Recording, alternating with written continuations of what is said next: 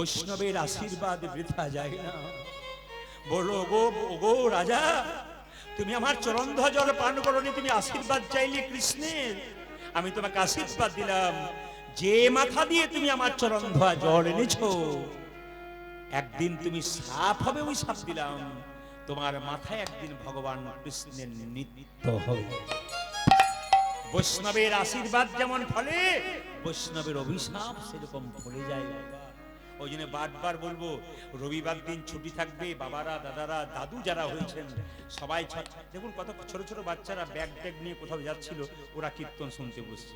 তার মানে কি, সব জায়গায় দেখতে পাবেন কম বয়সের ছেলে মেয়েরা কীর্তন শুনতে আসছে। কেন? ওনারা বলছেন ইউটিউবে আপনাকে দেখছি। কিছুক্ষণ একটা জায়গায় গিয়েছিলাম, কলেজের ছেলে মেয়েরা বসে কীর্তন শুনছে খাতা নিয়ে। তো শেষে জিজ্ঞেস করলাম, খাতা নিয়ে কীর্তন শুনছো কেন? বলে ভালো ভালো কথাগুলোকে নোট করলাম না। এই যে 3 ঘন্টা শুনলাম না, ভালো ভালো কথাগুলো নোট করলাম, যদি জীবনে কিছু কাজে লেগে যায়। তার মানে কি, জীবনে শিক্ষার আছে, যত শিখবে। এদের পূর্বজন্মের স্বীকৃতি আছে, আগের জন্ম থেকে শোনা অভ্যাস আছে বলে বুঝতে পেরেছে। এখন এমন ছেলে আছে দেখুন, মোবাইল নিয়ে রাস্তায় বসে আছে, কিন্তু কীর্তনে ধার ধারছে না। এই জন্য আপনাদের কাছে নিবেদন রইল, সেরকম সন্তান তৈরি করে দিয়ে যান যেন আপনার ভালো সন্তান হয়। এই কালীয়নাগ জন্মগ্রহণ করলেন কোথায়? বৃন্দাবনের কালীদহ হ্রদে। এখন যদি বৃন্দাবনে যান, তাহলে কালীদহ হ্রদে একটা জিনিস দেখতে পাবেন, কি বলুন তো? একটা কদম্ব বৃক্ষ এখনো বেঁচে আছে ৫৫০০ বছর ধরে। কেন কদম্ব বৃক্ষতা বলতে চাইছে? কৃষ্ণ যে আমার কাছে লীলা করেছে তার প্রমাণ আমি। আর স্পর্শ করে কৃষ্ণ কালীদহের জলে ঝাঁপ দিয়েছিল, ওই জন্য আমি এখনো পর্যন্ত বেঁচে আছি। পদকর্তা বর্ণনা করছে, কালিন্দির একদহে কালী নাগো রাহে রাহে কালিন্দির এক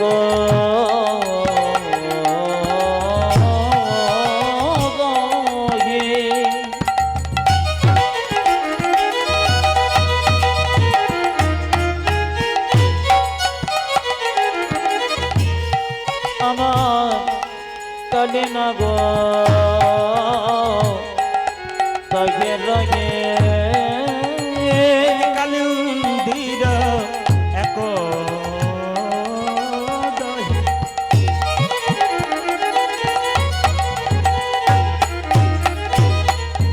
কালী নাগো তাহেরা আজ কালিন্দির এক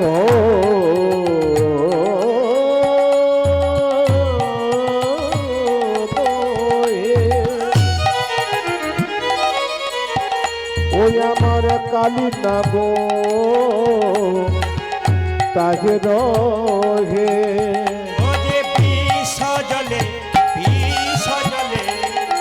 দহন সমান দেখ দেখি বিষ জলে দহন সমান। বিষারে জলে দহন সমান। ওই দেখো বিষারে জলে দহন সমান। ও যে বিষারে জলে সমান সমান।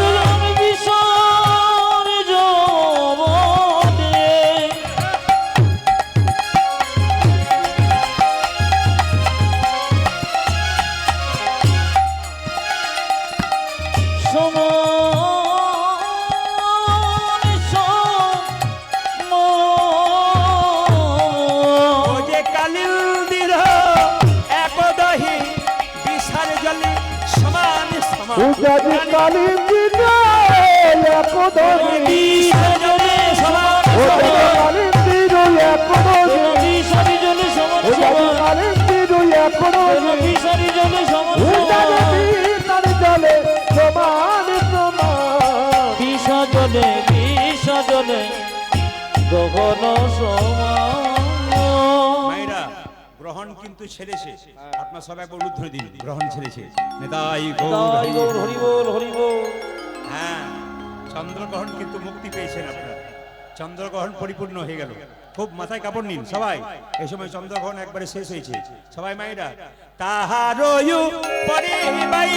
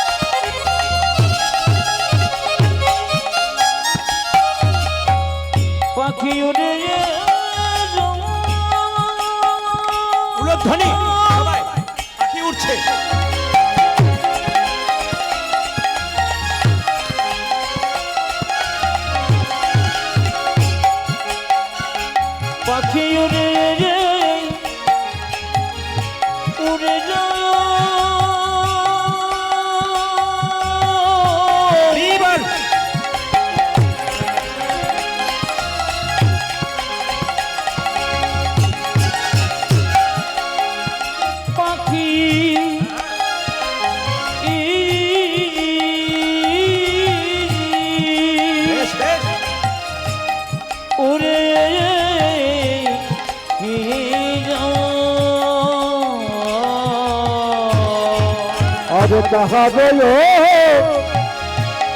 পারে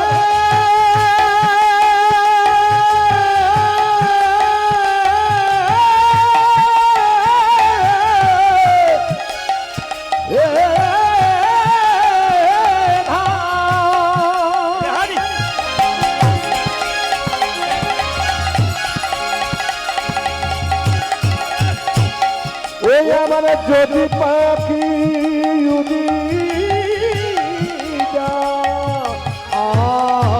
বিষের জ্বালাই তেজয়ে প্রাণ লাগে বিলম বিশি জনাই জয় প্রাণ বিষের জ্বালাই তেজয়ে প্রাণ ও লাগে দেখো বিকির জ্বালায়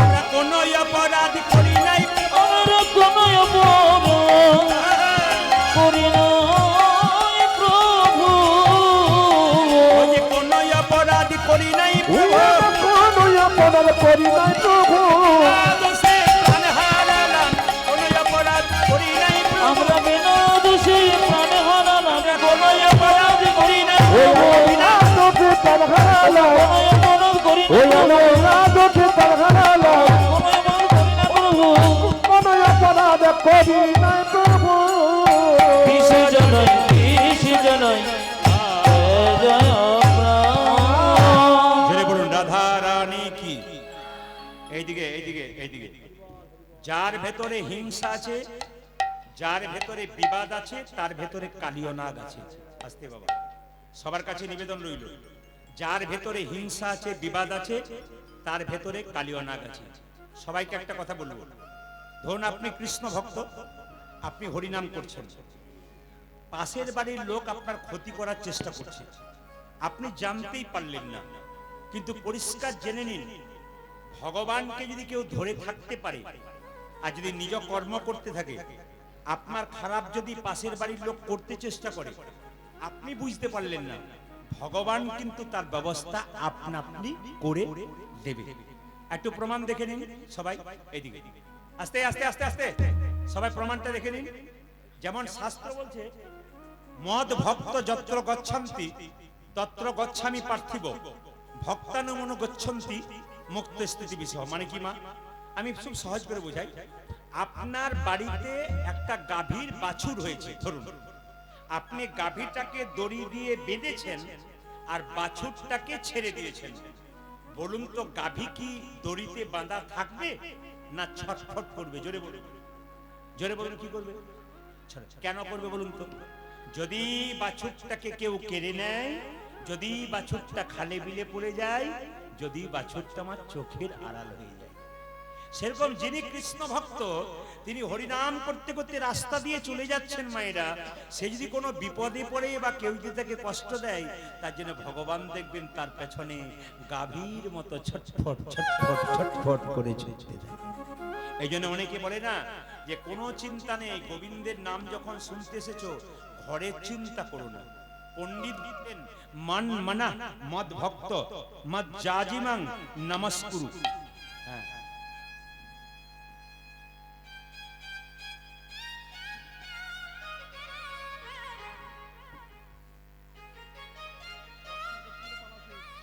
আচ্ছা তাহলে আমি বলতে চাইছি না ওই এখানে কিন্তু চারটে প্রশ্ন করেছেন একজন যিনি করেছেন একটু হাত তুলবেন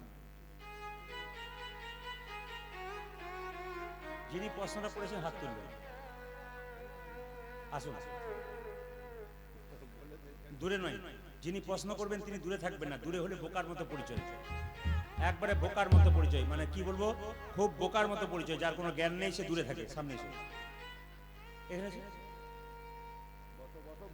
এখানে বসো বসো বসো বলবো বসো বসো সুস্থ শরীরে বসো ভালো করে বসো বসো এখানে বসো সামনে বসো তোমাকে শোনাতে হবে আমাকে তাই নাকি বসো বসো বসো ও প্রশ্ন করেছে গলায় তুলসীর মালা ধারণ করলে কি হয় তাহলে আমি এখন কোন দিকে যাব মানে ওই দিকে যাচ্ছিলাম ওই দিকে না এইটার দিকে তাহলে এই যদি চারটে প্রশ্ন করেছে আর 1 ঘন্টা সময় আছে তাহলে 8 ঘন্টা কিন্তু এতেই যাবে কি করবো বলুন কোনটা করবো বলুন তাহলে শোনো একটা কথা বলি আমি সুন্দর বলি আমি চারটে প্রশ্ন উত্তর দেবো খুব সংক্ষেপে দেবো কিন্তু আমি একটা শিক্ষা দিয়ে যাই সবাইকে শিক্ষা দিয়ে যাবে।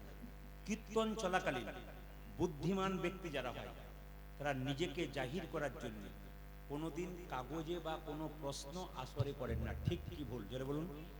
ঠিক। কারণ যত জায়গায় আসর হয় যারা বুদ্ধিমান ব্যক্তি হয় তারা দেখবেন চুপচাপ কীর্তন শোনে, কোনো প্রশ্ন করে না। যদি তার জানার ইচ্ছা থাকে, আমি তো এখানে আছি, আমার বাসা থেকে কাগজটা নিয়ে গিয়ে বাবা এই প্রশ্ন উত্তরগুলো একটু বলুন, আমি বলে দেবো। কিন্তু এটা কি বলতো, যে নিজেকে জাহির করা আমি জ্ঞানী তা নয়। তোমার জানার ইচ্ছা থাকতে পারে, কিন্তু তোমার জানার ভেতর ইচ্ছা থাক, আরো থাক, 100টা প্রশ্ন তো থাক, কিন্তু কোনোদিন তুমি বুদ্ধিমান ছেলেকে হয় সে কিন্তু বাড়ির ভেতরে গিয়ে আমি তো বাসায় আছি, কোথায় আছে কাকু, আমি একটু যাই ওনার কাছে জিজ্ঞেস করে নিই, নিশ্চয় যাবে। কিন্তু আসরে করলে কি হয়, এই যে তুমি কাগজটা দিয়ে গেলে আর আমার সবগুলো জানা আছে, এখন যদি না বলি তাহলে ভেতর আমার উকবুক করবে। কেন বলতো, না বললে এরা বলবে তাহলে জানে না বোধ হয়, কিন্তু আমি যে জানি তার প্রমাণ আমি দিয়ে যাব, আমাকে বলতে হবে। এখন তুমি তো হ্যাঁ হ্যাঁ করছো, ঠিক বলছো, ওরা কি করবে, তা লীলাটা নাড়া করা যাবে না, তা কোন দিকে আমি যাবো, না কি বলছো? হরে কৃষ্ণ। এ কিন্তু প্রশ্ন করেছে তুলসীর মালা গলায় ধারণ করা হয় কেন, আর গুরু দীক্ষা নিলে কি হয়, আর দ্বিতীয় বাবা মা মারা গেলে শ্রাদ্ধ কেন করা হয়, আর হাতে আগুন দিয়ে মানে দেওয়া হয় কেন। এ খুব সুন্দর প্রশ্ন করেছে, কিন্তু প্রশ্নগুলো খুব ভাইটাল প্রশ্ন, এর জন্য কিন্তু তোমাকে ধন্যবাদ জানাই। মানে প্রশ্নগুলো ভালো, একবার হ্যাঁ হ্যাঁ না, এই জন্য খুব ধন্যবাদ। মানে ওর এই কম বয়সে ওর যে প্রশ্ন জেগেছে ভেতরে, ও যদি দিয়েছে, ওকে যদি কেউ, দেখুন কিছু কিছু লোক আছে দেখবেন নিজে বন্দুক চালায় না, অন্য লোককে দিয়ে বন্দুক চালা করায়, দেখে নেবেন কিছু লোক আছে, মানে আপনি বলবেন না, এ বোকা সাজাবে একজনকে দিয়ে, তুই চলে যা কাগজটা নিয়ে, তারপর যা হয়, ও কাল খাবে খাবে, আমার যা হবে, ও দেখবেন নাই পারে। এরকম পার্টি দেখবেন অনেক জায়গায় আছে, বন্দুক দেখবেন কানে চাপিয়ে দেয়, এই এখন কিছুই বোঝে না, এই দিদি এই আমি জানলাম তুমি করেছো, কিন্তু এমন জায়গায় করে। বেশ বেশ জোরে বলুন, রাধা রানী কি, শ্যাম সুন্দর কি, বেশ আমি উত্তর দিয়ে দেবো একটা একটা করে। আমি আগে বলি কোন জায়গায় ছিলাম মায়েরা, কোন জায়গায় ছিলাম, মাথাটা চলে গেল কিন্তু আমার যাই জায়গায় ছিলাম। হ্যাঁ বাবা বলো, বুঝতে পারলাম না। হ্যাঁ কালীনাগ ছিলাম, বেশ ঠিক আছে, যা ছিল ছিল, বিষয়টাতে যাই। আচ্ছা মায়েরা, কালীনাগ, আচ্ছা এবার বলি, যেদিন কৃষ্ণ কালীনাগকে দমন করেছিল সেদিন কিন্তু দাদা বলরামের জন্মদিন ছিল। সবাই হাত তুলে বলবেন যাদের হয়, আপনাদের ছেলে মেয়ের জন্মদিনে আপনারা কেক কাটেন? জোরে বলুন। না বলতে হবে, কিন্তু ভয় খেলে চলবে না। কেক কাটেন? 2-4 জন। এর ভোটের সময় হয় না, কিছু ব্যক্তি যেমন দুপক্ষে মুড়ি খায়, কাকে যে ভোট দেয় কেউ জানে না। কেক কাটেন? এটা বলে আপনারা কেক কাটেন তো, বেশ ভালো কথা, খুব খুশি। আচ্ছা মোমবাতি জ্বালান, নিয়ে আবার নিভিয়ে দিন। আচ্ছা দেখবেন, কিছু মনে করবেন না, যারা বুদ্ধিমান আছে, যারা চুপ করে আছে, হ্যাঁও বলবো না নাও বলবো না, যা বলছো ওরে বলুন। এবার বলুন, আপনার ছেলের জন্মদিনে আপনি অন্ধকার চান না আলো চান? জোরে বলুন, জোরে বলুন। এরা বললো আলো চাই। আচ্ছা যখন আপনি মোমবাতিটা জ্বালিয়ে হ্যাপি বার্থডে টু ইউ ফুস নিভিয়ে, অন্ধকার হয় না আলো হয়? জোরে বলুন, কি হয় বলুন? কাল থেকে আর করবেন? আমি যুক্তিতে বলবো, যদি অযুক্তি থাকে আমাকে বলবেন। এখানে একজন, এখানে 1000 জন আছে, আমি মাইকের মাধ্যমে বলে গেলাম, ক্যামেরা হচ্ছে, একজনও জানে না যে মোমবাতি জ্বালিয়ে নিভাতে হয় কেন, আর একজনও জানে না যে কেক কাটলে কি হয়, একজনও জানে না। সব দেখে দেখে করি আমরা, একবারে একজনও জানে না, কেউ জানে না। কেন? এটা তো নয়, এটা হচ্ছে খ্রিস্টানদের। খ্রিস্টানরা এগুলো করছে, ওগুলো দেখে আমরা করছি। বলুন তো, একজন খ্রিস্টান দুর্গাপুজোতে পুষ্পাঞ্জলি দেয়? জোরে বলুন। আর যীশু খ্রিস্টের যেদিন জন্মদিন হয় কেক কাটেন না, কেক খান না? আপনি খাবেন, যীশু খ্রিস্টকে মানবেন, কিন্তু আপনাদের কাছে নিবেদন রইল, আপনি অন্যের ধর্মকে ধার করছেন কেন? আপনার ঘরে এত সম্পদ রয়েছে, আপনি নিচ্ছেন না কেন? কৃষ্ণের জন্মদিনে কেক কাটা হয়েছিল, লাড্ডু খাওয়ানো হয়েছিল, কেকের মধ্যে ডিম থাকে, কেক কেন খাওয়াবেন শুভ দিনে? ছেলে পরীক্ষা দিতে যাবে শুভ দিনে, আপনার ডিম খাওয়ান? জোরে বলুন। তাহলে কেকের মধ্যে ডিম থাকে, আপনি ডিম নিয়ে সেদিন মারামারি করছেন, আপনি কি সত্যি ছেলের মঙ্গল চাইছেন? এখন না না করলে হবে না, আমার কথাগুলো আপনারা বিচার করবেন তারপর বলবেন। আচ্ছা এবার বলি, তাহলে মোমবাতি জ্বালিয়ে নেভাচ্ছেন মানে কি করছেন? আপনি অন্ধকার টেনে আনছেন। আমাদের সনাতন ধর্মে কি শিক্ষা দিচ্ছে দেখুন, যেদিন ছেলের জন্মদিন সেদিন প্রত্যেকটি মা একটা করে ঘিয়ের প্রদীপ গোবিন্দের চরণে জ্বালাবে, আর ঘিয়ের প্রদীপটা দিয়ে বলবে, হে প্রভু, এই প্রদীপটা যেমন জল জল করে জ্বলছে, আমার ছেলের জীবন প্রদীপ যেন দীর্ঘদিন ধরে জল জল। হরি বল, হরি বল। এত সুন্দর কথা লেখা আছে, এখানে হাত তুলে ফেললেন। আর মোমবাতি নেবানোর সময় কজন হাত তুলেছে? তাহলে আমার ঘরে এত সুন্দর ধর্ম রয়েছে, আমার এত সুন্দর শিক্ষা রয়েছে, এগুলো না নিয়ে আপনারা উল্টো জায়গায় যাচ্ছেন। দুই, তাকাবেন।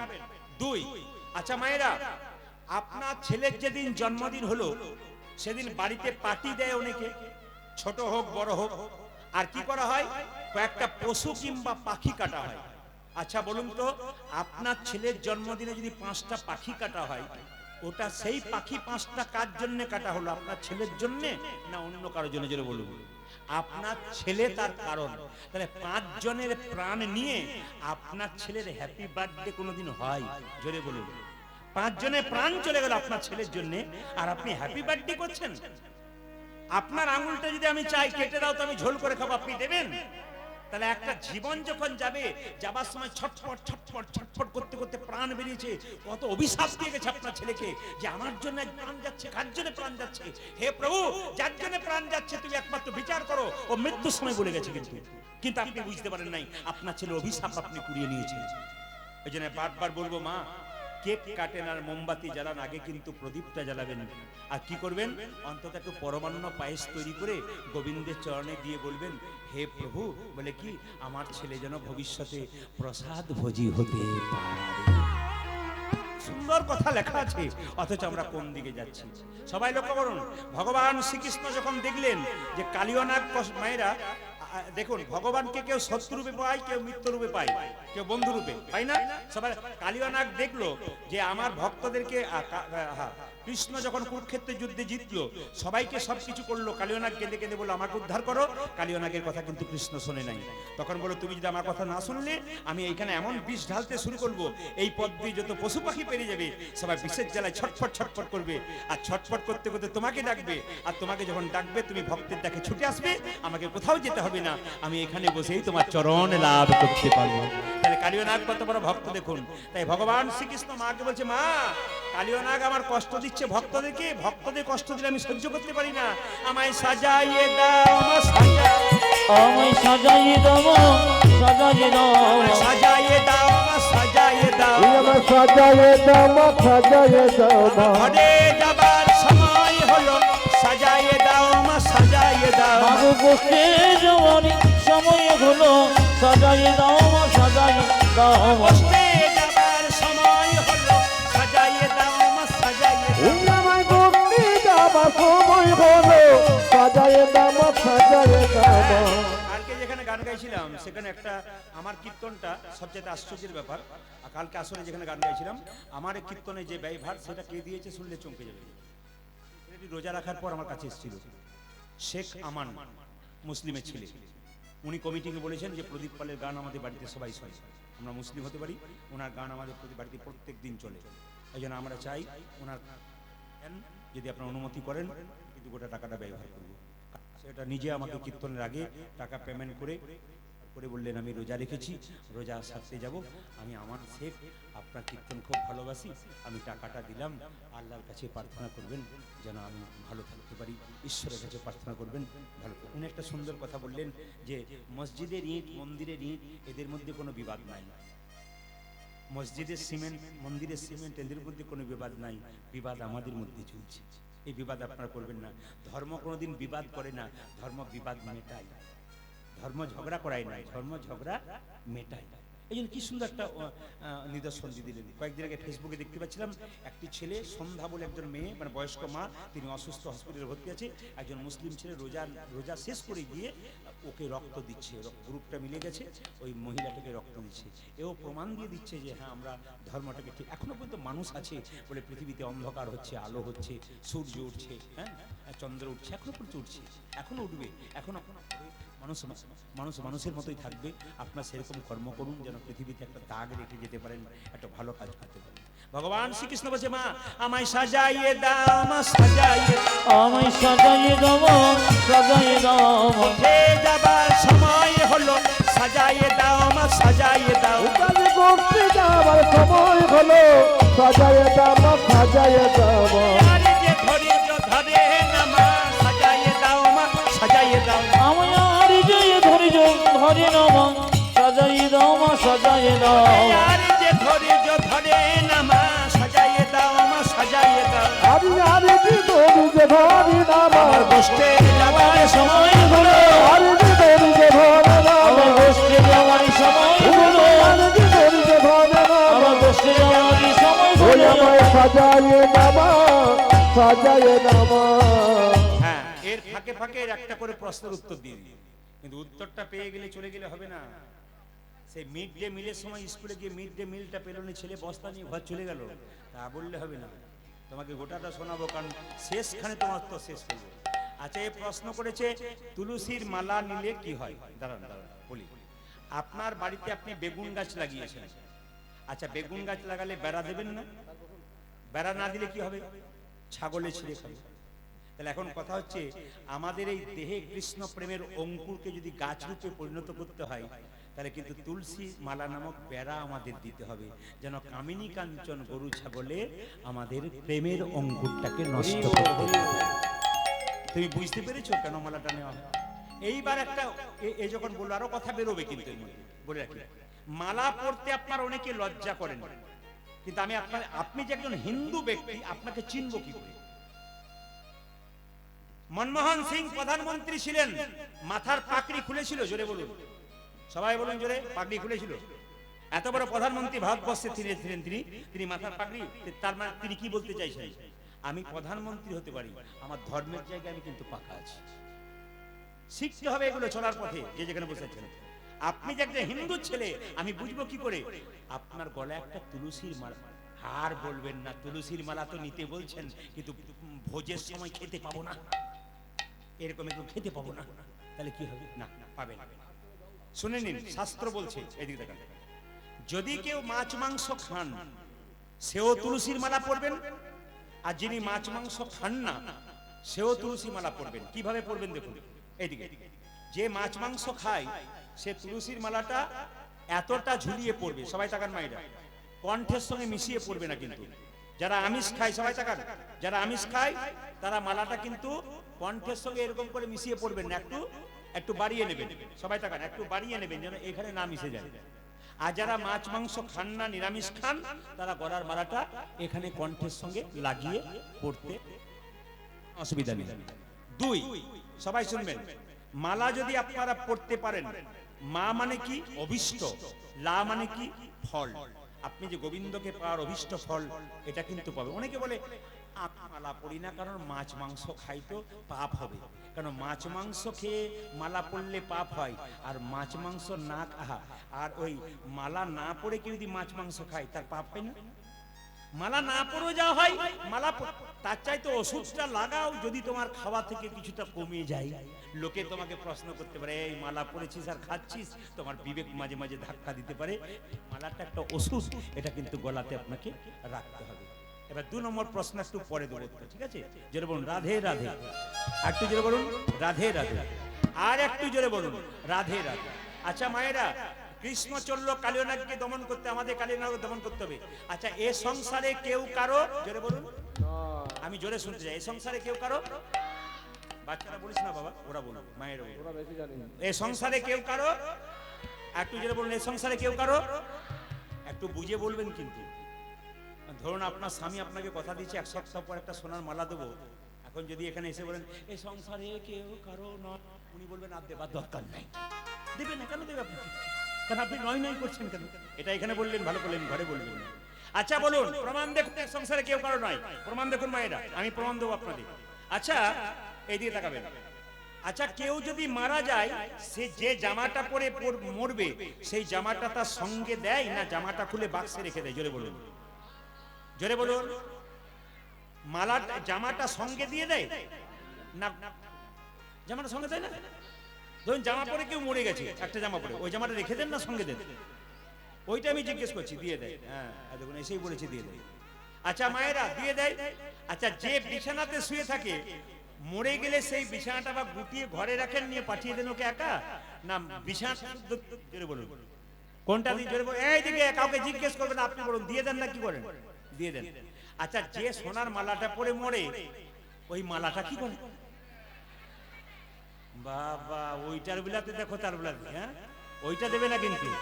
তাহলে সত্যি কি আপনাকে ভালোবাসে না সোনার মালাকে ভালোবাসে? এ সংসারে কেউ কারো নয়। আপনার তো কিছুক্ষণ আগে রামায়ণ মহাভারতের কথা শুনলেন,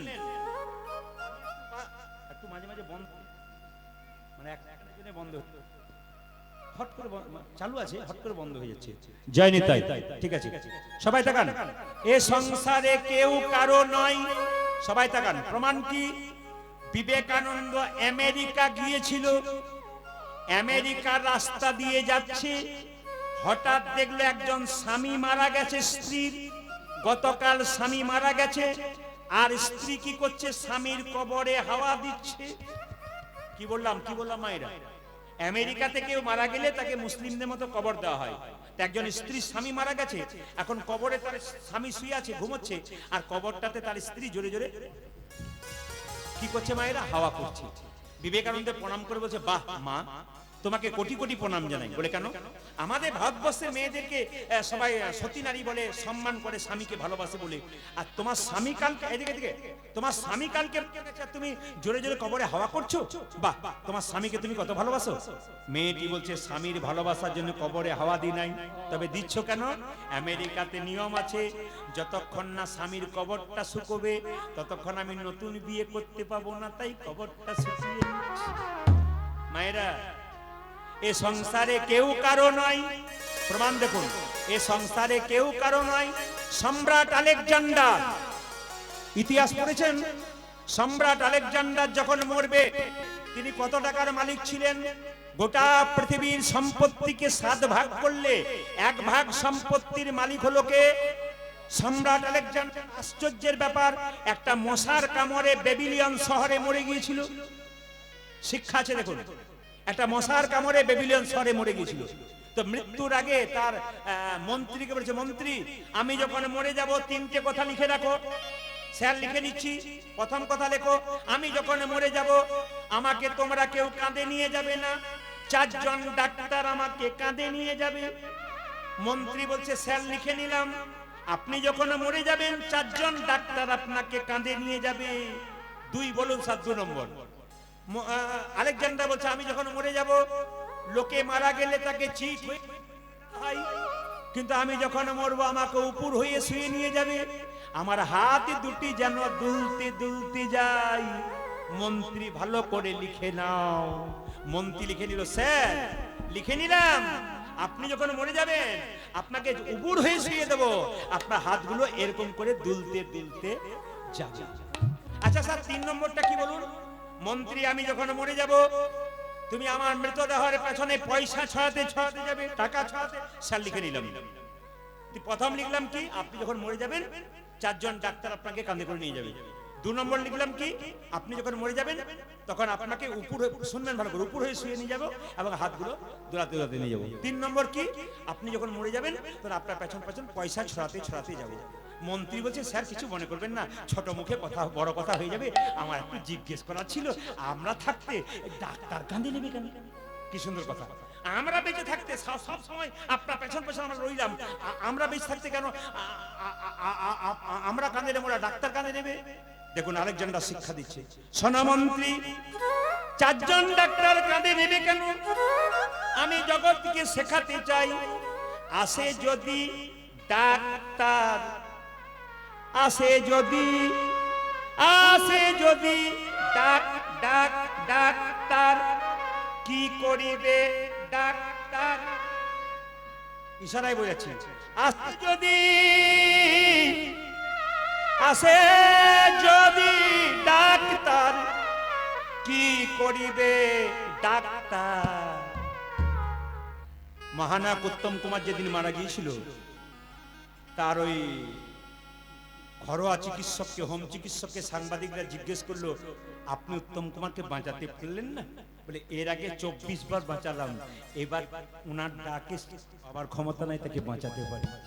আসে যদি ডাক মায়েরা, যেদিন ডাক আসবে সেদিন কেউ আর রক্ষা করতে পারবে না। সম্রাট আলেকজান্ডার বললেন দ্বিতীয়টা, মন্ত্রী বলল স্যার দ্বিতীয়টা আপনি এরকম করে শুয়ে নিয়ে যাব কেন হাত দুলতে দুলতে? আলেকজান্ডার বলল শোনো মন্ত্রী, আমি গোটা পৃথিবীর 7 ভাগ সম্পত্তির 1 ভাগ সম্পত্তির মালিক। আমি যে এত করলাম সব এখানে রেখে দিয়ে গেলাম, জগৎকে দেখাবো আমি খালি হাতে গেলাম আর খালি হাতে এলাম। আমি দেখাতে চাই কিছু নিয়ে আসি না, আর যাবার বেলায় আমি কিছু নিয়ে যাব না, যা করব সব এখানে দিয়ে যাব। স্যার খুব সুন্দর বলেছেন, স্যার খুব সুন্দর বলেছেন। 3 নম্বরটা বলুন, আপনি যখন মরে যাবেন আপনার পেছন পেছন পয়সা ছড়াবো কেন? আচ্ছা মায়েরা, আপনাদের ক্যানিং এলাকায় কেউ মারা গেলে মৃতদেহের পেছনে পয়সা ছড়ান? আমাদেরও ছড়াই, তবে অচল পয়সাগুলো ছড়াই, যেগুলো আমাদের খুব চালাক মানুষ হচ্ছে সবচাইতে চালাক লোক, কৃষ্ণকেও ঠকাতে পারে এত চালাক। মানে যেগুলো বাজারে চলছে না, যে ছোট ছোট 1 টাকাগুলো ওইগুলো চালাচ্ছে। আচ্ছা দে বাবা, দিয়ে দে, ভালোগুলো দিবি না কোনো মতে। এটা হচ্ছে ব্যাপার। মায়েরা সবাই শুনে নিন, আপনাদের দক্ষিণ চব্বিশ একটা জায়গা আছে, সেটা হচ্ছে কীর্তন খোলা শ্মশান ঘাট। ওই দিক দিয়ে আমরা প্রায় পেরিয়ে যাই। এরা বলে দাদা একটা সুন্দর চায়ের দোকান আছে, তো ওই চায়ের দোকানে কিন্তু এরা বলে দাদা একটু চা খেয়ে নি, চা খাও। একদিন আমি বসে আছি, এরা চা খাচ্ছে, দেখতে পেলাম একজন কয়েকশো কোটি টাকার মালিক, ওই পথ দিয়ে তাকে নিয়ে আসা হচ্ছে, সুন্দর করে ফুল দিয়ে সাজিয়ে, বাড়ির লোক কত মানে কি বলবো খুব সমারোহে নিয়ে আসছে। আমাদের বাবা মারা গেছে, কয়েকশো কোটি টাকার মালিক, উনি যাচ্ছেন শ্মশানের চিতাতে শুইয়ে দিয়েছে। কিছুক্ষণ পর দেখলাম একজন পুলিশ, কয়েকজন পুলিশ একটা গাড়িতে একটা পচা গলা মরা নিয়ে এলো। জিজ্ঞেস করলাম স্যার এটা কি? বলছে 3 দিন ধরে রাস্তায় ভিখারি মানুষ পড়েছিল, কেউ তোলে নাই, তো ওকে সৎকার্য করবার জন্য আমরা শ্মশানে নিয়ে এলাম। এই ভিখারিটা একটা পাশে শুয়ে আছে চিতাতে, আর পাশের চিতাতে বড় লোক কয়েকশো কোটি টাকার মালিক শুয়ে আছে। ওই গরিব এটা যেন বলতে চাইছে, বাবু গো কতবার তোমার দরজায় গেছি, বাবু খেতে দাও, টাকা দাও, বস্ত্র দাও, তুমি আমার দিকে কোনোদিন তাকাও নাই, কোনো কথা বলো নাই। তোমার অহংকারে তুমি টাকা পয়সার গরমে মানুষকে মানুষ মনে করলে না। আজ তাকিয়ে দেখো তুমি যেখানে শুয়ে আছো, আমি তার পাশে শুয়ে আছি। ওগো বাবু গো, যাবার বেলায় আমরা সবাই এক, আর আসার বেলায় সবাই এক, শুধু মাঝখানে তুমি বড় লোক আর আমি গরিব, নিতাই গৌর হরি। কীর্তনের মধ্যে বড় বাস্তব শিক্ষা আছে বাবা, যদি নিতে পারেন। আপনার স্বামী 10 দিনের জন্য বাইরে গেছে, মা আপনি চিন্তা করছেন 10 দিন পর যখন বাড়িতে এলো, আপনি কত সুন্দর খাওয়ালেন, যত্ন করলেন, ছপ্পর খাটে আদর করলেন, কিন্তু যেদিন বাড়ির ছপ্পর খাটে আপনার স্বামী মারা যাবে, আপনি বেশিক্ষণ ডাকবেন না, নিজেই পাড়ার লোককে ডেকে বলবেন মরাটা বাস মরা হয়ে যাবে, নিচে নামিয়ে নিয়ে আয়, নইলে দোষ পেয়ে যাবে। নিচে নামিয়ে তুলসী তলার কাঁচা মাটিতে কাঁচা বাঁশের মাচা তৈরি করে ছেঁড়া তালাই দিয়ে বেঁধে দেবেন। যাকে এত ভালোবাসছিলেন তাকে ছেঁড়া তালাই দিয়ে বেঁধে দেবেন, খড়ের দড়ি দিয়ে বাঁধবেন। স্ত্রী বলবে দোষ পেয়ে গেছে, একটা প্যারেক গেড়ে দাও মাটিতে, একটা ভাঙা বালতিতে গোবর জল গুলে ছড়িয়ে দেবে। যে স্বামীকে এত ভালোবাসতো সেই স্বামীর দেহটা আত্মা চলে গেছে বলে তাকে সেই জায়গাটা অপবিত্র হয়ে গেছে, ভাঙা বালতিতে গোবর জল ছড়িয়ে দেওয়া হলো।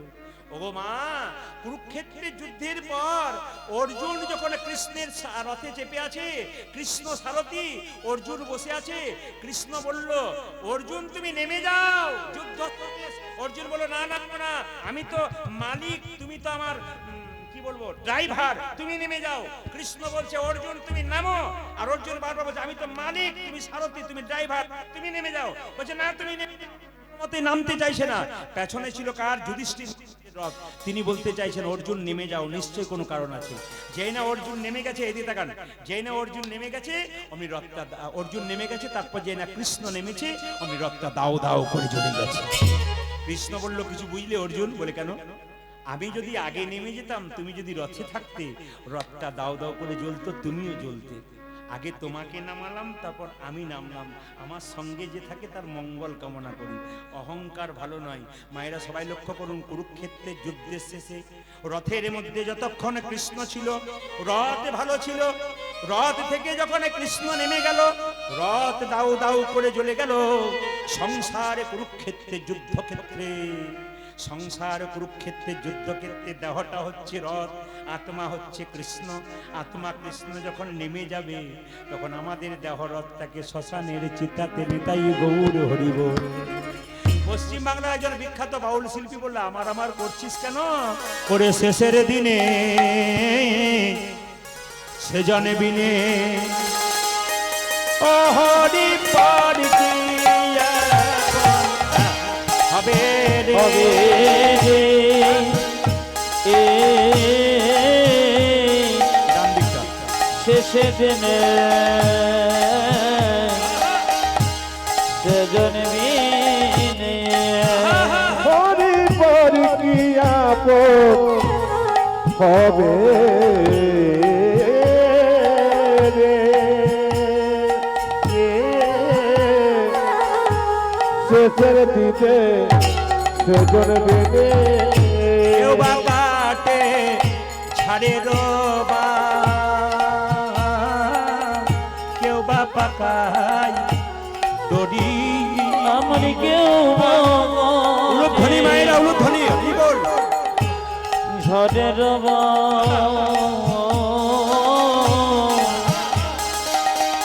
কেউ বাবা গায় ধরি রে, কেউ বা কাটে ছাড়ে রোবা, কেউ বা পাকায় দড়ি রে। বাতাতে ঝাড়ে দেবা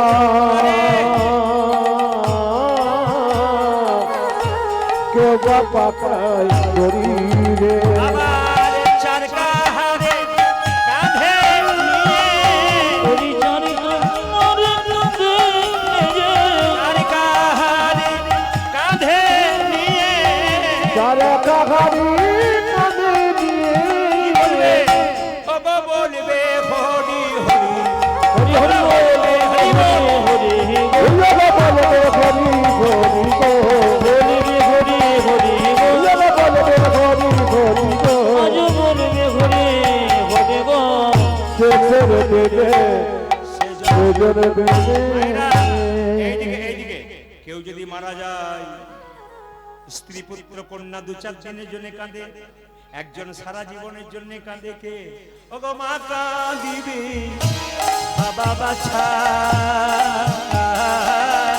ভগ্নি কাঁদে, ভাই আমার মনিবে বাবা বাছা ভগ্নি কাঁদে মায়েরা, ভাই সবাই শুনবেন যে যেখানে বসে আছেন। কয়েকদিন মালদাতে দেখুন কীর্তন শোনা মানে এই যে এত অগণিত ভক্ত আপনার কীর্তন শুনছেন, এর মানে কি বলুন তো? আপনি আপনার মঙ্গল চাইতে আসেন না মা, আপনি সন্তানের মঙ্গল চাইতে এসেছেন, আপনি সংসারে মঙ্গল চাইতে এসেছেন। যে বাবারা কীর্তন শুনতে এসছে, স্ত্রী আসতে পারে না, হতে পারে, নিজে এসছেন, আপনার সংসারে মঙ্গল চাইছেন, আপনার সন্তানের মঙ্গল চাইছেন। কেন? আজকে যদি ব্যাংকে কিছু জমা দেন 10 বছর পরে ডবল হয়। আজকে ভালো কাজ করছেন না, আজকে দিনটাতে হোলি পূর্ণিমার দিনে এটা কিন্তু আপনার তোলা রইল। একদিন বিরাট বিপদ পড়বে, আপনি দেখবেন, হঠাৎ দেখবেন বিপদ থেকে বেঁচে গেলেন। কি করে বাঁচলেন? আজকের দিনটার জন্য বেঁচে গেলেন। এই জন্য হরিবাসর হোক, ভাগবত কথা হোক, রামায়ণ কথা হোক, সেখানে এসে বসতে হয়। আপনি বুঝুন আর না বুঝুন, বসতে শিখুন। বসতে বসতে দেখবেন আপনি 10টা কথা শুনতে শুনতে আপনার ভেতর ভিজে যাবে। আমি হুগলিতে কয়েকদিন আগে গান করছিলাম, তো একজন মা দেখলাম ডান হাতে খাচ্ছে না, বাঁ হাতে খাচ্ছে, আর ডান হাতে গোবিন্দ সেবা করছে, বৈষ্ণব সেবা করছে। তো জিজ্ঞেস করে বসলাম, মা তুমি ডান হাতে খাচ্ছ না কেন? ডান হাতে গোবিন্দকে সেবা দিচ্ছ, বৈষ্ণবকে দিচ্ছ, কই তুমি নিজে বাঁ হাতে খাচ্ছ কেন? উনি বলছেন, বাবা আমার একটা 7টা ছেলে মরে যাওয়ার পর একটা ছেলে হয়েছে, তো ছেলেটা হওয়ার পর গোবিন্দের কাছে প্রার্থনা করেছিলাম, প্রভু যদি এই ছেলেটা আমার বেঁচে থাকে না, আমার ডান হাতটা চিরকাল তোমাকে দিয়ে দেবো, সাধুগুরু বৈষ্ণব সেবার জন্যে আর গোবিন্দ সেবার জন্যে, আর বাঁ হাতে আমি সেবা করবো। একজন মা তার একটা সন্তানের মঙ্গলের জন্য, সন্তানকে বাঁচিয়ে রাখার জন্য সারা জীবন তার ডান হাতটা ভগবানকে দিয়ে দিয়েছে। আর আপনার 3 ঘন্টা কীর্তন শুনতে এসছেন, সব সংসারের মঙ্গল চাইছেন, এই জন্য ভক্তি করে বসে আছেন। একটা কথা আপনাদের বলে যাই, মা জিনিসটা কেমন একটু ছোট্ট করে বলে দিই আপনাদেরকে। ধানবাদে একটা আসরে গান গাইছিলাম, দুদিন গান ছিল, যার বাড়িতে আমার বাসা। তো সেই ভদ্র মহিলা দেখলাম প্রথম দিন কীর্তন শুনতে গেলেন না। ভাবলাম প্রচুর লোক এসছে বাড়িতে, আমরাও আছি, প্রচুর চাপ পড়েছে, কাজ করেছে, হয়তো যাইনি। কিন্তু দেখতে পেলাম দ্বিতীয় দিনও যাচ্ছে না, দরজায় বসে আছে। তো আমি যখন কীর্তন করে ফিরছি তখন চোখ থেকে জল পড়ছে গড়গড় করে। আমি জিজ্ঞেস করলাম, দিদি তুমি গেলে না কেন? বলছে, আমি গেলাম না তো একটা কারণ আছে, আমার যাওয়ার ইচ্ছা হয় কিন্তু আমি যেতে পারি না। বলে, কেন? আমার দুটো ছেলে, একটা ছেলে দেখতে পাচ্ছ, একটা মারা গেছে। বলে, কখন মারা গেছে? বলে, আমার ছেলেটা 7 বছর বয়স ছিল, আজ থেকে 17 বছর আগে যেখানে হরিবাসর কীর্তন হচ্ছে না, ওই জায়গাতে পুরনো দেওয়াল ছিল, ওই দেওয়ালটা চাপা পড়ে আমার ছেলে মরে গেছে। আর সেই দিন থেকে আমি ওই রাস্তায় কোনোদিন যেতে পারি না। আমার ওইখানটার কথা মনে পড়ে গেলে আমার খোকার মুখটা মনে পড়ে যায়। আমি কোনো মতেই, আমার বাড়ির সবাই যায় কিন্তু আমি যে, মা কেমন জিনিস দেখুন, সারা জীবন ওইদিকে যাই না। অন্য রাস্তাতে যাবে কোথাও, আত্মীয় ঘর কোথাও, কিন্তু ওই রাস্তা বলছে আমি ওই রাস্তাটা আমি দেখবো না। মৃত্যুর আগে, মরার পরে আমাকে নিয়ে যাবো, ওইদিকে আমার ক্ষতি নাই। যতদিন বেঁচে থাকবো, আমার সন্তান ওখানে মারা গেছে, ওইটুকু বাচ্চা অবস্থায় দেওয়াল চাপা পড়ে কত কষ্ট পেয়েছে, আমি ওই জায়গাটা দেখতে পারবো না। হরিনাম হোক আর যাই হোক, মা কি জেদ দেখুন, কত সন্তানকে ভালোবাসে। ওগো মা কাঁদিবে বাবা বাছা, অগ্নি কাঁদে ভাই আমার মনে বাবা বাছা, অগ্নি কাঁদে ভাই রে। মা কাঁদবে বাবা বাছা, অগ্নি কাঁদে ভাই। আজ মা কাঁদিবে বাবা বাচ্চা, অগ্নি কাঁদে ভাই রে। আমার ঘরের মনি কাঁদে,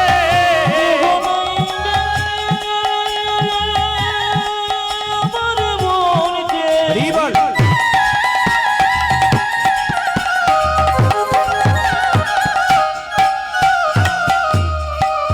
এই সংসারে আমার মরিতে আর কেহ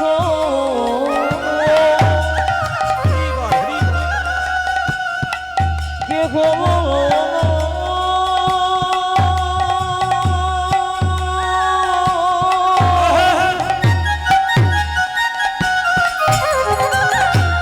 আমার মরিতে আর কেহ কেহ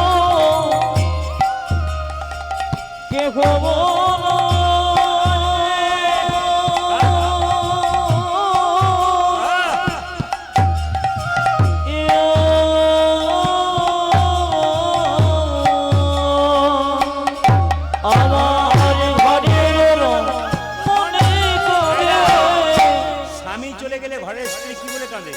ওই আমার আর যে কেহ নাই, ওই আমার আর যে কেহ নাই রে, আমার আর যে কেহ ওই আমার আর যে কেহ নাই রে, আমার আর যে কেহ নাই রে, ওই আমার আর যে কেহ নাই রে। আমার আর যে কেহ নাই রে।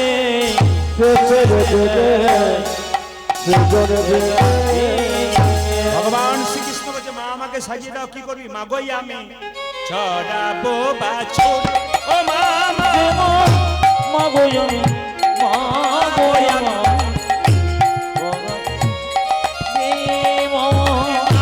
গোয়ামি, মা গোয়ামি চড়াবো বাছুর।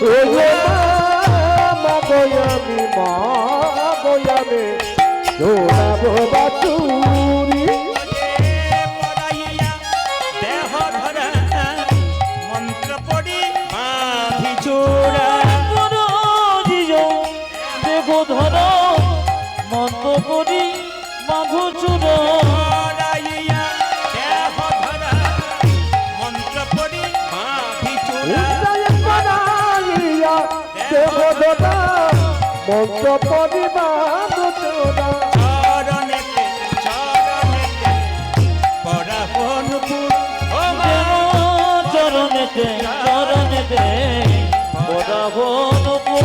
ওরে সাজাইয়ে দে মা, সাজাইয়ে দে, ও মা সাজাই দে মা সাজাই দে মা সাজাইয়ে দে মা, সাজাইয়ে দে। আমায় সাজায়ে দেওয়া সাজায়ে দেওয়া এ যাবার সময় হলো, সাজাইয়ে দে মা, সাজাইয়ে দে। উঠে যদি বসতে যাবার সময় হলো আরে যে ধৈর্য ধরে ও যদি বসতে যাবার সময় হলো আরে যে ধৈর্য ধরে ও যদি বসতে যাবার সময় হলো আরে যে ধৈর্য ধরে সাজাই দে মা সাজাই দে মা চরণেতে চরণেতে।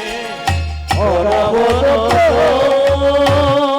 এবার এর একটা প্রশ্নের উত্তর দিই আর একজনের প্রশ্নের উত্তর দিই। একজন প্রশ্ন করেছেন শিবের আরেক নাম নীলকণ্ঠ কেন? একজন প্রশ্ন, হ্যাঁ এর প্রশ্ন উত্তর দেবো। একজন ব্যক্তি আমাকে করেছেন বাসাতে, শিবের আরেক নাম নীলকণ্ঠ কেন? শিব কেন? মায়েরা সব জানেন তো শিব কেন নীলকণ্ঠ হয়েছিল? বলবো না, বাদ দিয়ে দেবো? কারা কারা শুনতে চান হাত তুলুন তো, আমি শুনতে চান? বেশ, এতজন শুনতে চান, বেশ ঠিক আছে, বলে দিই। আচ্ছা মায়েরা, সমুদ্র মন্থনের সময় দেবতারা এবং অসুররা অমৃতের আশায় ছিল তো, কিন্তু প্রথমে অমৃত ওঠে নাই, কি উঠেছিল মা বলুন? বিষ। বিষ, ওই বিষটার নাম কি বলুন তো? হ্যাঁ, হলাহল বিষ বা কালকুট বিষ। এখন ওই বিষটা যদি পাওয়া যায় তাহলে সৃষ্টি ধ্বংস হয়ে যাবে। এই সমস্ত দেবগণ বাবা ভোলানাথকে কি করলেন? বাবা ভোলানাথকে প্রার্থনা করলেন। বাবা ভোলানাথ এসে সেই বিষ কণ্ঠে ধারণ করলেন। বিষের এত তীব্রতা যে কণ্ঠটা তখন থেকে বাবা শিবের নীল হয়ে গেছে, হয়ে গেল উন্নত। দ্বিতীয়, একজন ব্যক্তি বলেছেন রামনবমী সম্পর্কে একটু বলবেন, শুনে নিন মায়েরা। আগামী চৈত্র মাসে রামনবমী আসছে। জোরে বলুন হ্যাঁ না না, জোরে বলুন হ্যাঁ না আসছে। সম্ভবত 12ই চৈত্র নাকি, আমার আন্দাজ মতো আমি বললাম, সম্ভবত চৈত্র মাসে 12ই। মায়েরা বলুন, বলিয়ে শ্রী রামচন্দ্র ভগবান কি জয় বলিয়ে পবন পুত্র হনুমান কি বলিয়ে শ্রী ভগবান কি। যাদের ঘুম আসছে তাদের কি, ঘুম আসছে তাদের বললো আর কি, সবাই জয় দিলেন। এখন রাধা রানী কি, শ্যাম সুন্দর কি, মদন মোহন কি, না জয়টা এরকম হবে না, বলিয়ে শ্রী রামচন্দ্র ভগবান কি। এরা জয় কেমন দিচ্ছে ওরকম, বলিয়ে শ্রী রাম। আমি কয়েকদিন ঝাড়খণ্ডে গান করছিলাম, এত সুন্দর, বলিয়ে শ্রী রামচন্দ্র ভগবান কি, ওরা বলছে জয়, এত সুন্দর সুর দিচ্ছে, ওদের অভ্যাস আছে। সবাইকে বলে রাখি রামনবমীটা হচ্ছে রামচন্দ্রের জন্মদিন। সবাই টাকা চৈত্র মাসের শুক্লপক্ষে রামচন্দ্রের জন্ম হয়েছিল, ওটাকে রাম নবমী বলা হয়। সীতা দেবীর যেদিন জন্ম হয়েছিল ওটাকে সীতা নবমী বলা হয়। শুনবেন, রামচন্দ্রের জন্ম হলো আর তারপরে তার নাম রাখলেন কে বলুন তো? তার নাম রাখলেন গুরুদেব বশিষ্ঠ মুনি। কি নাম রাখলেন? রাম। কৌশল্যার দাসী চিৎকার করে দশরথ রাজাকে বললেন, বাধাই হো বাধাই হো, রাজা মশাই আপনার ছেলে হয়েছে, নাম কি? রাম। আচ্ছা মায়েরা শোনা, কৌশল্যার ছেলের নাম কি হলো জোরে বলুন? রাম। 2 ঘন্টা পরে আর একজনের ছেলে হয়েছে, কার বলুন তো? কৈকেয়ীর দাসী এসে বলছে বাধাই হো বলে কি, আরে কৈকেয়ীর ছেলে হয়েছে, নাম কি? ভরত। বশিষ্ঠ মুনি নাম দিলেন যিনি ভরত ভরণ পোষণ করবেন সবার, তিনি হচ্ছেন ভরত। 2 দিন পরে আবার একজনের একসঙ্গে 2টো ছেলে হলো, কার? সুমিত্রার কি কি লক্ষণ আর শত্রুঘ্ন। দেখুন মায়েরা, লক্ষণ এবং শত্রুঘ্ন কিন্তু একবারে কাঁচা সোনার মতো গায়ের রং, একবারে সাদা, কিন্তু রাম আর ভরতের রং কিন্তু একেবারে একই রং, কালো কালো কালো। রাম আর ভরতের রং কেমন জোরে বলুন, জেনে নিন এই কথাগুলো। রামের জন্মের 2 ঘন্টা পরে ভরতের জন্ম, আর রাম ভরতের জন্মের 2 দিন পরে কার জন্ম মায়েরা? লক্ষণ এবং শত্রুঘ্ন। সবাই শুনবেন তো, লক্ষণ শত্রুঘ্ন খুব পরিষ্কার। এবার দেখুন, তাহলে রামের পরে মেজ ভাই কে হচ্ছে? ভরত, তারপর লক্ষণ শত্রুঘ্ন। হিসাব মতো এটা আমাদের বলা উচিত, কি বলতো? রাম ভরত লক্ষণ শত্রুঘ্ন, কিন্তু আমরা কি বলি? রাম লক্ষণ ভরত শত্রুঘ্ন। এটা ভুল বলা হচ্ছে না? যেটা ভুল বলা হচ্ছে না, ভুল বলা হয় না। কেন ভুল বলা হয়েছে? যখনই শত্রুঘ্ন আর আমাদের লক্ষণ জন্ম নিল, এত সুন্দর দেখতে, ভরত আর রাম একই রকম দেখতে, তখন সুমিত্রা বলল, ওরে লক্ষণ, রামের প্রতি তোর দায়িত্ব দিলাম, রামের তোর লক্ষণ থাকবে কি? খালি রাম রাম রাম। তুই রামের পাশে থাকবি। আর ওরে শত্রুঘ্ন, ভরতের ওপর তোকে দায়িত্ব দিলাম, ভরতের সঙ্গে সঙ্গে তুই থাকবি, ভরত তোর দায়িত্ব পালন করবে, তুই ভরতের দায়িত্ব পালন করবি। ওই জন্য বাবা রামের সঙ্গে লক্ষণ থাকে বলে রাম লক্ষণ, আর ভরতের সঙ্গে শত্রুঘ্ন থাকে বলে ভরত আর শত্রুঘ্ন। আগামী রামনবমীর দিনে আপনাদের বলে দিই মায়েরা, রামচন্দ্র জন্ম নিয়েছিল 12:15 থেকে 12:15 মধ্যে। কি বললাম? রামচন্দ্র জন্ম নিয়েছিল 12:15 থেকে 12:15 পর্যন্ত। আগামী যে উৎসবগুলো আসছে এগুলো একটু মেনে নেবেন আপনারা, নইলে সমস্যা আছে। কারণ ইউটিউবের মাধ্যমে অনেক মায়েরা বাবারা এই জিনিসগুলো শুনতে পান বলে তাদের অনেক লাভ আছে। কবে রামনবমী, কিভাবে পালন করতে হয়। রামনবমীর দিনে একটা কথা আপনাদের বলি, সারা দিনটাই পালন করবেন আপনারা। একাদশী যেমন পালন করেন, রামনবমীর দিনটা সেভাবে পালন করবেন। বিশেষ করে আপনারা বাড়ির ছেলে মেয়েদেরকে সবাইকে যারা পালন করতে পারে না তাদেরকে 12টা 12:30 পর্যন্ত কিছু খেতে দেবেন না, চেষ্টা করবেন। যদি ওরা পারে বলে বাবা বাবা এক কাজ করে, একটু জল টল খাবি তো খা, কিন্তু 12টার পরে একটু প্রসাদ পাবি, তার আগে কিন্তু পাস না। রামচন্দ্রের জন্ম হয়ে যাক তারপর। আর যারা পালন করবেন তারা পুরো দিনটাই পালন করবেন। একাদশী যেমন পালন করে সেরকম পরের দিন সূর্য ওঠার পর সকাল 9:30 পর্যন্ত যেমন একাদশী পালন হয় আপনারা পালন করবেন। রামনবমীর দিনে আপনারা ভগবান মর্যাদা পুরুষোত্তম রামচন্দ্র, রামের কাছে শিখতে হবে ভাইয়ের সঙ্গে ভালোবাসা কেমন, রামের কাছে শিখতে হবে স্ত্রীকে কি করে ভালোবাসতে হয়, রামের কাছে শিখতে হবে বাবাকে কেমন ভালোবাসতে হয়। রামচন্দ্র যখন যখন তিনি রাজা হবেন তখন আনন্দে বিভোর। কই কই যখন বলল 14 বছর, রামচন্দ্র যখন রাজা হবে সবাই আনন্দ করছে, রামের কিন্তু কোনো আনন্দ নেই, চুপচাপ আছে। আবার রাম 14 বছরের বনবাস যাবে, তার জন্য রামের কোনো দুঃখ নাই। আশ্চর্যের ব্যাপার, রাজা হবে তাতে আনন্দ নাই, আর বনবাসে যাবে তাতে দুঃখ নাই। এরই নাম হলো রাম। আমরা রাজা হলে আমাদের পা মাটিতে পড়ে না, আর দুঃখ পেলে চোখের জলে আমরা ভাসতে চাই না। কিন্তু রামচন্দ্র রাজা হবে তাতে কোনো আনন্দ নাই, একবার চুপচাপ দাঁড়িয়ে আছে। আর যদি বনবাসে যাবে তাতেও কোনো দুঃখ নেই। ইনি হচ্ছেন মর্যাদা পুরুষোত্তম রামচন্দ্র। বলুন বলিয়ে শ্রী রামচন্দ্র ভগবান কি জয়, শ্রী রামচন্দ্র ভগবান কি জয়। আবার কষ্ট করে বেচারা বসে আছে, এটা বলে রাখি বাবু, দীক্ষা নিলে কি হয় ইনি বলেছেন। আচ্ছা মায়েরা শোনা, কোন একজন ব্রাহ্মণ যেমন পৈতে না নেওয়া পর্যন্ত, উপনয়ন না হওয়া পর্যন্ত পুজো করবার কোনো অধিকার পায় না, একজন ব্যক্তি দীক্ষা না নেওয়া পর্যন্ত গোবিন্দ সেবা করবার কোনো অধিকার পায় না। আপনি গোবিন্দের নাম করতে পাবেন সবকিছু, দীক্ষা না নিলে গোবিন্দকে যে ভোগ দেবেন সেবা দেবেন সে অধিকার কিন্তু আপনার থাকবে না। দীক্ষা মানে কি? দীক্ষা মানে দিয়ে খা, আর দীক্ষা মানে দেখা। দীক্ষা যারা নিয়েছেন তারা শুনবেন, গোবিন্দকে দিয়ে তারপর খাবেন, এর নাম দীক্ষা। আর দীক্ষা মানে দেখা। আমাদের দুটো চোখ, ডান চোখ আর বাম চোখ, তারপর গুরু কৃপা একটা চোখ হয়, সেই চোখটার নাম জ্ঞান চক্ষু। ওই জন্য মায়েরা যারা দীক্ষা নেবেন তাদের কি হবে? জ্ঞান চক্ষু উদয় হবে। আর যারা দীক্ষা নেবে তাদের আধ্যাত্মিক চেতনার উন্নতি হবে। যখনই দীক্ষা নেবেন, আপনি দীক্ষা নেন নাই, 3 বার গুরুমন্ত্র জপ করেন না, যখনই দীক্ষা নেবেন তখন সকাল দুপুর সন্ধ্যে 3 বার গোবিন্দের নাম করবেন, তার মানে কি আপনার জীবন আরো আধ্যাত্মিক চেতনার দিকে, নেতাই গৌর হরি বলি বলে উন্নতির দিকে যাবে। আর দুটি প্রশ্ন আছে, এরপরে পরে দেবো, সবাই বলে বলুন রাধা রানী কি, ভগবান শ্রীকৃষ্ণ কি। মায়েরা ভগবান বলো মা আমাকে সাজিয়ে দাও কিভাবে? অলকা 3 লক্কা ভালে বনমালা দে মাগো, মাগো অলকা 3 লক্কা ভালে বনমালা দে মাগো, আজ অলকা 3 লক্কা ভালে বনমালা দে মাগো। মোহনিয়া মোহনিয়া মোহনিয়া বাসি দে মাহাতে, মাগো মোহনিয়া বাসি দে মাহাতে, মোহনিয়া বাসি দে মাহাতে, মোহনিয়া বাসি দে মাহাতে। শ্রীদাম সুদাম দান সবলাদি অংশমা, ওরে শ্রীদাম সুদাম দান সবলাদি অংশমা, শ্রীদাম সুদাম দান সবলাদি অংশমা, আজ শ্রীদাম সুদাম দান সবলাদি অংশমা। দাঁড়াইয়া দাঁড়াইয়া দাঁড়াইয়া আছে রাজপথে, মাগো দাঁড়াইয়া আছে রাজপথে, দাঁড়াইয়া আছে রাজপথে, উজমা দাঁড়াইয়া আছে রাজপথে, দাঁড়াইয়া আছে দাঁড়াইয়া দাঁড়াইয়া আছে দাঁড়াইয়া আছে, দাঁড়াইয়া আছে দাঁড়াইয়া উজমা দাঁড়াইয়া আছে দাঁড়াইয়া আছে। শ্রীরাম সুরাম প্রথম আছে দাঁড়াইয়া আছে দাঁড়াইয়া, ওরে শ্রীদাম সুদাম প্রথম আছে দাঁড়াইয়া আছে দাঁড়াইয়া আছে, শ্রীরাম সুরাম প্রথম আছে আর যে ধৈর্য ধরে না, শ্রীরাম সুদাম প্রথম আছে, আর যে ধৈর্য ধরে না, শ্রীরাম সুদাম প্রথম আছে, আর যে ধৈর্য ধরে ও না, দেখো দাঁড়াইয়া আছে দাঁড়াইয়া আছে, দাঁড়াইয়া দাঁড়াইয়া দাঁড়াইয়া আছে রাজপথে। দাঁড়াইয়া আছে রাজপথে। আচ্ছা ভগবানকে সাজাচ্ছে মা, মাথায় একটা কিসের পালক দিয়েছে? কোকিলের না কাকের? জোরে বলুন। আমি শুনতে চাই আপনাদেরকে, কাকের না কোকিলের? একটু জোরে বলুন। ভাগ্যিস আপনারা এসেছিলেন, নাহলে আমার জানা ছিল না। আচ্ছা বেশ বেশ। আচ্ছা মায়েরা, এত পাখি থাকতে ময়ূরের পালক নিল কেন? একটু যেতে হবে। ত্রেতা যুগে রামচন্দ্র কত বছর জন্য বনবাসে গিয়েছিল? 12 বছরের জন্য। হ্যাঁ না না, আমি টেস্ট করে দেখলাম। আমি যখনই বললাম ত্রেতা যুগে রামচন্দ্র 12 বছর বনবাসে গেল, 2-4 জন মা বলছে হ্যাঁ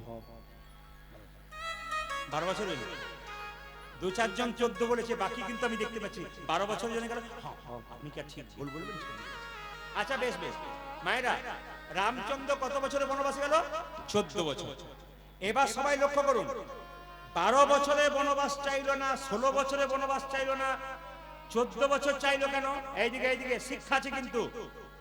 এই প্রত্যেকটি কথাতে শিক্ষা আছে। তত্ত্বের গান শুনতে গেলে না খুব ছোট ছোট শিক্ষা আছে। বহুত বড় করতে গেলে তো অনেকক্ষণ, তাহলে পদ গাওয়া যাবে না।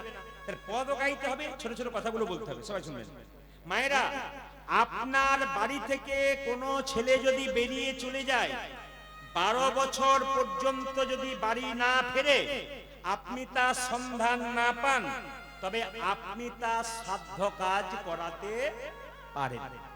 কান খুলে শুনে নিন, শাস্ত্র বলছে 12 বছর ধরে আপনার স্বামী হয়তো চলে গেছে, আপনি তার সন্ধানই পাচ্ছেন না, কিন্তু লোকে যদি বলে মরে গেল না রইল বুঝতে পারলাম না, 12 বছর পরে তার সাধ্য কাজ করা যেতে পারে।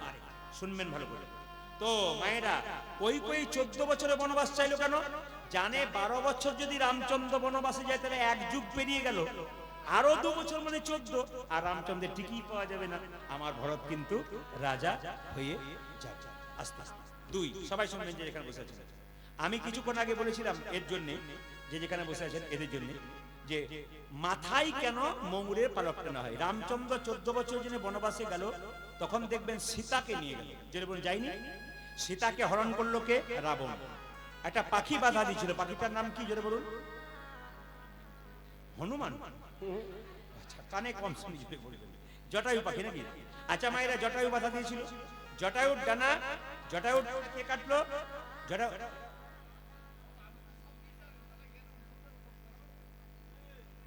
এর মাথার ডিস্টার্ব আছে, এরা সবাই বুঝতে পারছে, বুঝতে পারছে না। গুরুমন্ত্র নিয়েছো? গুরুমন্ত্র নিয়েছো? বিয়ে হয় না বলে নিতে নাই নাকি? বিয়ের আগে যদি মরে যাও, বিয়ের আগে যদি মরে যাও, ও তাহলে তো এর মাথার দোষ আছে, অকালে যাবো বলছি। ঠিক আছে, কৃপা হোক, কৃপা হোক, তোমার কৃপা হোক। ভালো থাকো। তোমাকে কেউ গুলি, তোমাকে একে কেউ বন্দুক দেওয়া করেছে, বুঝতে পারছেন তো? এ কিচ্ছু বোঝে না। এ ক নম্বর প্রশ্ন আছে? 3 নম্বর প্রশ্নটা কি লিখেছো বলো তো? 3 নম্বর প্রশ্নটা কি লিখেছো? হাতে আগুন না কেন? আচ্ছা বেশ, চলে বলুন রাধা রানী কি? আচ্ছা বেশ, জটায়ু পাখি ডানা কে কাটলো মায়েরা? চলে বলুন রাবণ। কেটেছে তো? আচ্ছা যখন কেটেছে, আচ্ছা কিছু মনে করবেন না, যখন কেটে দিয়েছে জটায়ু ছটফট ছটফট করছে, রামচন্দ্র ছুটে যাচ্ছে, সীতা সীতা বলে দেখতে পাচ্ছে জটায়ু ছটফট ছটফট করছে। জটায়ু, তোমার এই অবস্থা কে করলো? রাবণ। আমি আর বাঁচবো না প্রভু, মৃত্যুর আগে আমার একটা মনের ইচ্ছা পূর্ণ করো, বলো তুমি কি চাও? সঙ্গে সঙ্গে জটায়ু বললো, আমি চাই জন্মে জন্মে তোমার সঙ্গ লাভ করতে। আমি কথা দিলাম আগামী তারপর আমি কৃষ্ণ হব,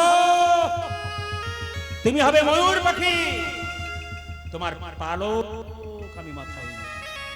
আচ্ছা মায়েরা বলুন তো, ময়ূরের পালকটা ডান দিকে থাকে না সোজা থাকে না বাঁ দিকে থাকে? জোরে বলুন, কোন দিকে থাকে বলুন? বাঁ দিকে। আচ্ছা কৃষ্ণ এরকম দাঁড়িয়ে আছে, বাঁ দিকে ময়ূরের পালকটা নিয়ে দাঁড়িয়ে আছে। এবার বলুন তো মায়েরা, বাঁ দিকে কেন রইল? সোজা কেন রইল না? ডান দিকে কেন রইল না? বাঁ কেন রইল? কি কারণ? কারণ এখন ময়ূর দেখবেন মায়েরা, বাড়ির মধ্যে অনেকগুলো মেয়ে থাকলে একটু ঝগড়া হয়, কাজ কাজ করে ঝগড়া হয়, কিছু নিয়ে একটা হয়, যে আমি খেটে খেটে মরবা, তো টিভি দেখবি খালি, ঝগড়া হয় না? প্রায় হয়। তো সবাই লক্ষ্য করুন, ভগবানের শরীরে যারা আছে তাদের মধ্যে ঝগড়া হচ্ছে। ময়ূরের পালক বলছে, আমি হলাম বড় লোক, আমি গোবিন্দের মাথায় থাকি, তুই হলি ছোট লোক, তুই গোবিন্দের চরণে থাকি।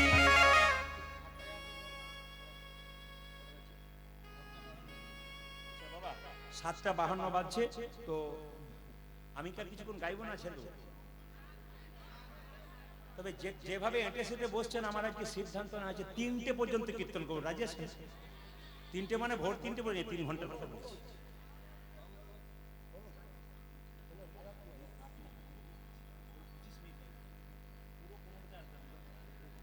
আচ্ছা, ওনাদের কথা অনুযায়ী মায়েরা, আপনাদের ভক্তির কথা অনুযায়ী, ভালোবাসার কথা অনুযায়ী আমি কিছুটা হুট বন্ধ করবো, কেউ কিছু মনে করবেন না। সবাই লোক রাধা রানী কি, শ্যামসুন্দর কি, ময়ূরের পালক বলল আমি হলাম বড় লোক, আমি গোবিন্দের মাথায় থাকি, আর তুই হলি ছোট লোক, তুই গোবিন্দের চরণে থাকিস। মায়েরা, দুজনের মধ্যে ঝগড়া হলে কে বিচার করে বলুন তো? মাঝখানে বাঁশি। বাঁশি বলছে শোনে রে ময়ূরের পালক, এই জগতে যত সাধুগুরু বৈষ্ণব থাকে এরা কোনদিন গোবিন্দের মাথায় থাকতে চায় না, মাথায় থাকতে চাই না। এই জগতে যত সাধুগুরু বৈষ্ণবে থাকে, বৈষ্ণবী থাকে তারা গোবিন্দের চরণে ধরে থাকতে চায়। গোবিন্দের চরণ ধরে থাকিতে চাই। ওরে নুপুরি রে, ওরে নুপুরি রে, তুই সর্বশ্রেষ্ঠ জায়গা পেয়েছিস। নুপুরের আনন্দাত হচ্ছে না, নুপুরে জিতং জিতং জিতং অনুপুরে জিতং জিতং জিতং বলে গোবিন্দের রাঙা চরণে পেয়ে জিতং জিতং জিতং গোবিন্দের রাঙা চরণ পেয়ে দিতং দিতং দিতং গোবিন্দের রাঙা চরণে পেয়ে আর আনন্দ ধরে আজ গোবিন্দ রাঙা চরণ পেয়ে, আনন্দ ধরে আজ গোবিন্দ রাঙা চরণ পেয়ে আনন্দ ধরে অনুপুরে জিতং জিতং জিতং বলে। নুপুরটা কোথায় থাকে? গোবিন্দের চরণে। আচ্ছা, ডান পায়ে আর বাঁ পায়ে নুপুর থাকে, কোনটা ছোট কোনটা বড়? গোবিন্দের ডান পায়ে যে নুপুর সেটা হচ্ছে কি মায়েরা? নুপুরটা হচ্ছে বড়, আর বাঁ পায়ে নুপুরটাকে ছোট। আমি যাবো জায়গাতে আপনাদের বুঝিয়ে দেবো। সবাই লোক এখন বলে দিই, ময়ূর পুচ্ছ কেঁদে কেঁদে বলছো নুপুর রে, তুই তো প্রতিদিন গোবিন্দের চরণ ধুলো মাখিস, আমি তো কোনোদিন মাখতে পাইনি, আমাকে আশীর্বাদ করে যেন আমি গোবিন্দের চরণ ধুলো মাখতে পাই। বাঁ দিকে হেলে আছে আর কেঁদে কেঁদে বলছে নুপুর রে, গোবিন্দ যখন গোচারণ থেকে ফিরে আসবে তুই দিবি দিবি ধুলা উড়াইয়ে দিবি। হরি বল। ওরে নপুর